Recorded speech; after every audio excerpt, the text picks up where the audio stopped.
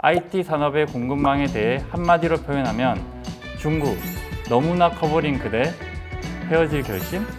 자동차 산업의 공급망에 대해서는 전기차, 누구냐 너. 석유화학 산업에 대해서는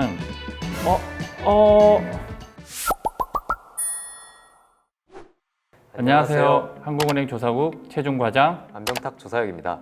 지난 9월 BOK 이슈노트로 발간된 글로벌 공급망으로 본 우리 경제 구조 변화와 정책 대응에 대한 이야기를 해보겠습니다. 글로벌 공급망, 과거에는 주로 경제 성장의 동력이라는 인식이 강했으나 최근에는 미중 갈등, 팬데믹 등을 거치면서 안정적인 경제 성장과 국가 안보를 위협하는 리스크의 원천이라는 인식이 확산되고 있습니다. 또한 2010년대부터 상품 교역의 증가세가 둔화되고 있는 반면 비교육제로 여겨지던 서비스 교역의 증가세가 확대되고 있는 등 글로벌 공급망의 양상 또한 변하고 있습니다. 글로벌 공급망에 깊숙이 참여한 우리나라는 이러한 변화에 크게 노출되어 있어 이에 대한 전략적 대응이 필요한 것으로 보입니다. 따라서 이번 보고서에서는 지난 30여 년간 교역 및 생산 구조에 대한 평가를 바탕으로 향후 글로벌 공급망 변화에 대응한 정책 방향을 제시하고자 합니다. 변화된 환경에 대한 대응을 말씀드리기에 앞서 무역과 관련된 우리나라의 경제는 어떤 특징을 가지고 있는지 먼저 살펴보도록 하겠습니다. 우리의 주요 산업하면 무엇이 떠오르나요? 반도체, 선박, 자동차 이런 것들이 떠오르지 않나요? 아시겠지만 이 산업들은 모두 제조업에 속합니다. 우리나라가 제조업 강국이란 표현도 가끔 들어보신 적이 있을 거예요. 이런 표현이 괜히 나온 것은 아닙니다. 수치로 비교하자면 국내 총생산 중 제조업이 차지하는 비중이 OECD 평균은 14%인 반면 한국은 27%로 2배에 육박합니다.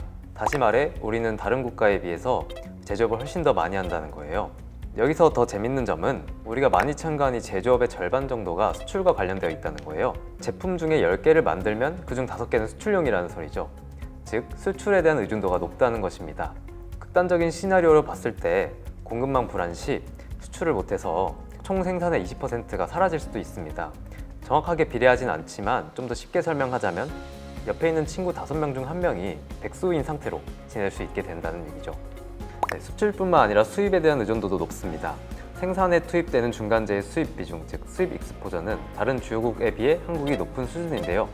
2020년 기준으로 봤을 때 수입 익스포저는 18% 정도로 그 중에 7에서 8%포인트는 미국과 중국에 의해 발생합니다. 즉 수입 중에 40%가량이 두 국가에 의해 발생한다는 얘기죠. 특정 국가에 대한 의존도도 높은 상황입니다. 특히 2차전지 같은 신산업과 관련된 원자재가 대부분 중국으로부터 수입되어 해당 부분의 위험도는 더욱 높은 상황입니다. 서비스업은 어떨까요? 과거의 서비스업은 속림은대 이런 느낌이었습니다. 하지만 최근 디지털화가 빠르게 진행되면서 다양한 서비스들이 나타났어요.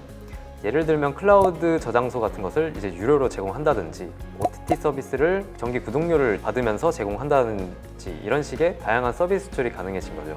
그런데 우리나라 서비스 기업이 외국에 수출한 사례를 한번 떠올려 보면은 잘 생각이 나질 않으실 겁니다. 실제로 서비스 관련 수출의 성장은 다소 더딘 편이었어요. 구체적으로 2010년 이후 글로벌 서비스 수출의 성장은 연평균 6%인 반면 한국은 4.6%로 다소 낮은 편이죠. 간략하게 정리하면 산업은 제조업에 치우쳐 있으며 그 대부분이 수출과 관련되어 있고 해당 생산에 필요한 중간재의 특정국 의존도가 높은 상황입니다. 거기다 추가로 서비스 수출의 성장은 비교적 더딘 편인 거죠. 좋게 말하면 제조업에 강점이 있고 글로벌 분업 체계 하에서 특화를 이용해서 효율성을 극대화할 수 있다고 볼 수 있는데요.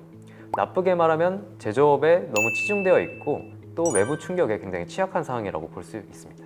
글로벌 공급망 관점에서 본 우리 경제의 4가지 특징에 대해서 알아보았습니다.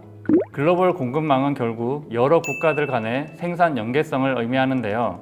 따라서 소비나 투자와 같이 최종 수요로 사용되고 추가적인 교역을 발생시키지 않는 최종재보다는 생산에 투입되는 중간재 교역이 글로벌 공급망과 밀접한 관련이 있다고 할 수 있습니다. 이러한 중간재의 직간접 수출을 의미하는 수출 연계 생산을 통해 글로벌 공급망 변화에 대해서 알아보도록 하겠습니다.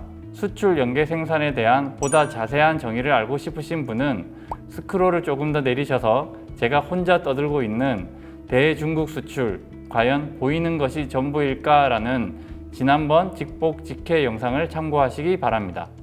우리나라 수출 연계 생산의 변화를 경기 흐름을 반영하는 최종 수요 요인과 구조적 변화를 반영하는 생산 구조 요인으로 나누어 보았습니다.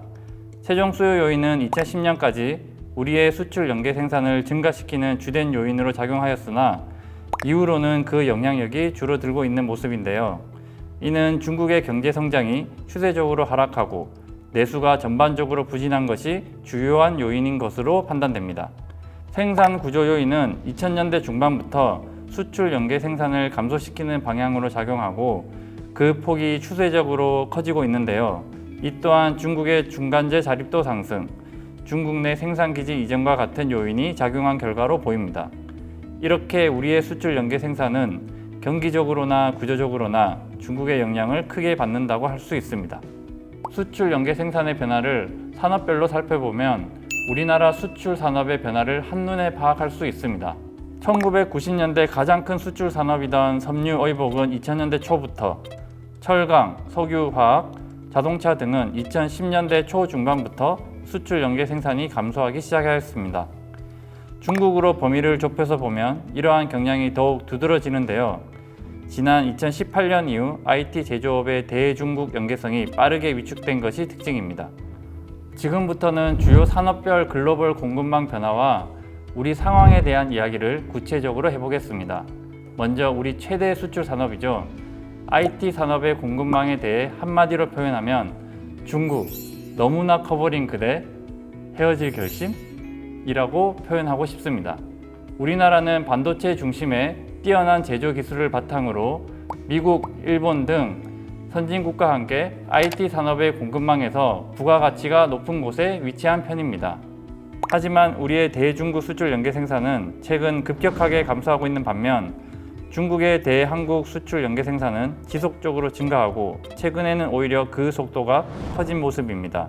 이렇게 중국이 우리나라 중간재에 의존하는 정도는 줄어들고 우리나라가 중국의 중간재에 의존하는 정도가 증가한 것은 중국의 인건비 상승으로 중국 내 생산 공장이 베트남과 같은 동남아 국가로 이동한 것뿐만 아니라 중국의 기술 수준이 크게 발전하면서 글로벌 공급망에서 중국의 역할이 중간재 수요자에서 중간재 공급자로 전환되고 있는 영향이 가장 크다고 할 수 있습니다. 자동차 산업의 공급망에 대해서는 전기차, 누구냐 너 라고 표현하고 싶습니다. 우리나라는 10여 년 이상 높은 수준의 수출 연계 생산을 유지하며 미국, 독일, 일본 등 자동차 강국들과 어깨를 나란히 해왔습니다. 그러나 전기차 전환으로 이런 안정적 지위가 위협받을 것으로 보이는데요. 전기차는 내연기관차 대비 부품의 개수가 40%가량 적습니다. 따라서 글로벌 공급망이 매우 단순화될 것으로 전망되고 부품 하나하나의 중요성이 매우 높을 것으로 보입니다.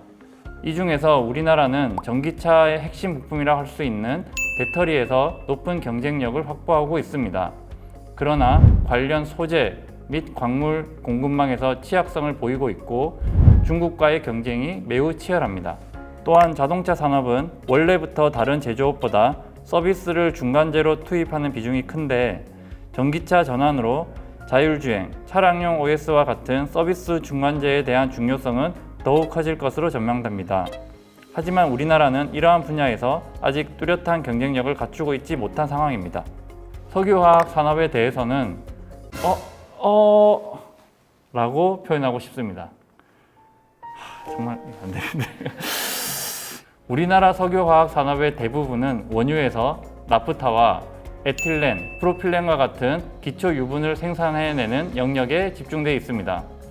하지만 중국의 대규모 설비 투자에 이어 중동의 산유국조차 이러한 석유화학 산업에 진출함으로써 이 분야에 대한 글로벌 공급 과잉이 예상됩니다. 따라서 첨단 소재, 첨단 섬유와 같은 고부가가치 영역에서의 경쟁력이 더욱 중요해진 상황인데요. 미국, 유럽, 일본과 같은 화학 산업의 선진국들이 이미 선점한 시장에서 경쟁력을 확보하기가 매우 어려워 보입니다. 또한 앞으로 글로벌 공급망과 관련하여 기후변화에 대응한 탄소 중립이 매우 중요한 이슈가 될 것으로 보이는데요. 우리나라의 석유화학 산업은 철강 산업 다음으로 탄소 배출량이 많아 탄소 중립 규제 강화에 대한 역량을 키워야 할 것으로 판단됩니다. 그렇군요. 과장님께서 주요 산업에서 어떤 변화가 발생하고 있는지 잘 말씀해 주신 것 같습니다. 저는 이를 종합해서 우리 산업 및 공급망에 변화를 발생시킬 주요 동인이 어떤 것이 있는지 좀 더 포괄적인 범위에서 말씀드려 보겠습니다. 먼저 서비스업의 중요도가 크게 올라가면서 교육에서 차지하는 비중이 크게 증가할 것으로 보입니다. 팬데믹을 겪는 동안 다들 디지털 전환이 가속화되는 것을 느끼셨을 겁니다. 예를 들자면 원격 근무라든지 AI 활용 그리고 클라우드 사용 이런 것들이 많이 늘었으니까요.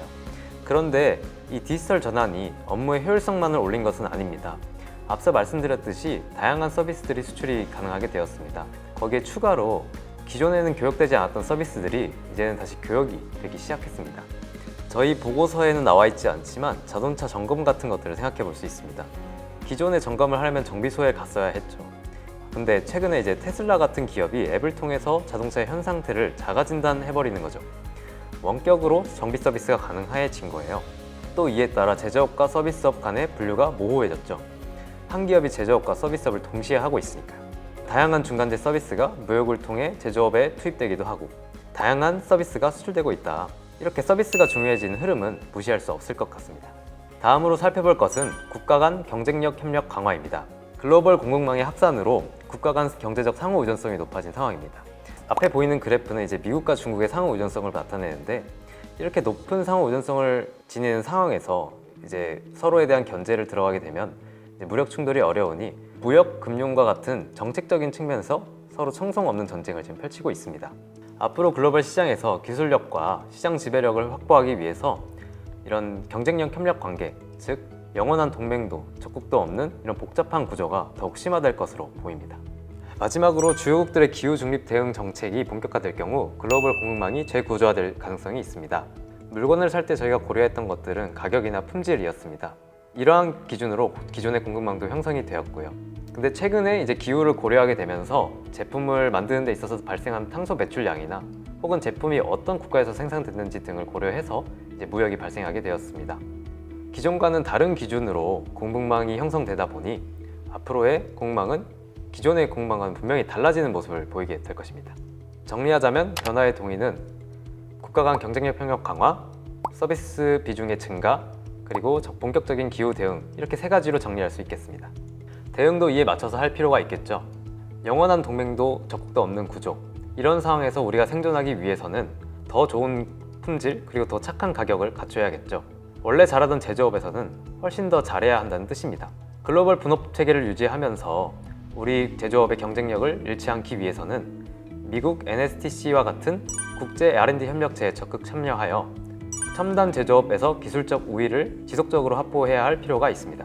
또한 우리나라의 취약점으로 뽑히는 핵심 광물 측면에서는 통합 정보 시스템을 구축하여서 특히 중소기업 측면에서 수급 관리 역량을 강화하여 저희의 공급망을 안정적으로 운영할 필요가 있겠습니다.